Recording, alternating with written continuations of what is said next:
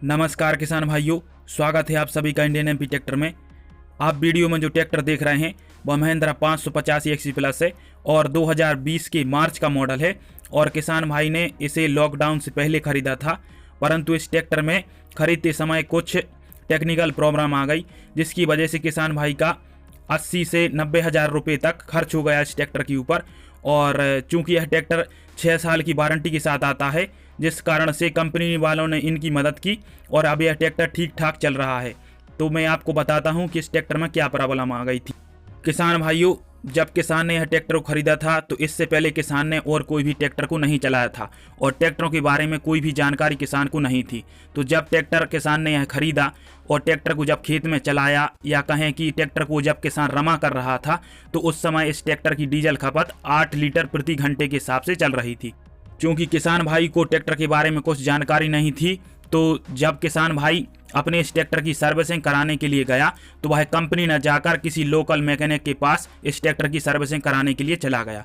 और उसने जब ट्रैक्टर की सर्विसिंग कराई तो उस मैकेनिक से यह बात की कि यह ट्रैक्टर ज़्यादा डीजल खा रहा है, और उस मैकेनिक ने पंप की सेटिंग में कुछ गड़बड़ी कर दी, जिस कारण से ट्रैक्टर तो डीजल कम खाने लगा और इसका एवरेज 6 लीटर पर घंटे के हिसाब से हो गया। परंतु यह ट्रैक्टर बहुत ताकत कम लगाने लगा और गेयरों पर मौसम भी तोड़ देता था। साथ ही साथ यह ट्रैक्टर धुआं भी बहुत देने लगा था, जिससे परेशान होकर किसान भाई ने अपने आसपास के लोकल मैकेनिकों से दिखाना शुरू कर दिया, जिससे किसान भाई का काफ़ी सारा पैसा बर्बाद हो गया। क्योंकि यह ट्रैक्टर 6 साल की वारंटी के अंतर्गत आता था, तो जो एक अनुभवी ड्राइवर थे ट्रैक्टर के, उन्होंने यह बताया कि कंपनी में जाकर आप बात कीजिए।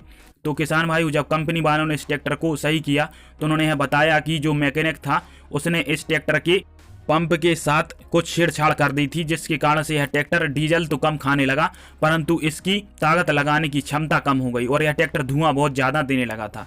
किसान भाइयों, मैं आपको बता दूं कि इस ट्रैक्टर का अब ये पूरा हालचाल ठीक हो चुका है और अब यह ट्रैक्टर सामान्य ट्रैक्टरों की भांति कार्य कर रहा है। परंतु आप सभी से यह निवेदन है कि आप यदि ट्रैक्टर के बारे में जानकारी ना रखते हैं और यदि ट्रैक्टर में कोई भी तकनीकी खराबी आ जाती है तो तत्काल आप जिस डीलर से आपने ट्रैक्टर खरीदा है उससे संपर्क करें, और यदि वह आपकी ना सुने तो ट्रैक्टर की जिस कंपनी से आपने ट्रैक्टर खरीदा है उसके शोरूम में जाकर वहां से एजेंसी का नंबर लेके वहां से उससे बात कर सकते हैं।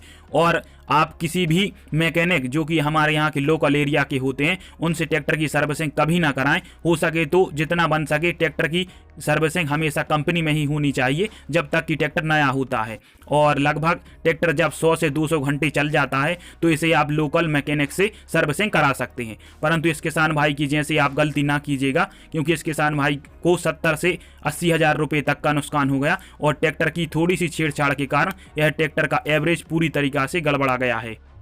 और एक बात और किसान भाइयों, जो ट्रैक्टर की कंपनी फिटेड सेटिंग बनी आती है, किसी भी मैकेनिक को उसके साथ छेड़छाड़ ना करने दे, क्योंकि इससे ट्रैक्टर का टॉर्क घट या बढ़ जाता है। साथ ही ट्रैक्टर की जो डीजल खपत होती है वह भी घट बढ़ सकती है। इससे आपका ट्रैक्टर का इंजन या तो सीज हो सकता है या फिर ज़्यादा धुआं दे सकता है और इंजन पूरा खराब भी हो सकता है, जिस कारण से आप अपने ट्रैक्टर का रखरखाव स्वयं ही करें और कंपनी में जाकर ही सर्विसिंग करवाएं, या फिर अनुभवी मैकेनिक जो होते हैं उनसे ही ट्रैक्टर की सर्विसिंग अवश्य कराएं।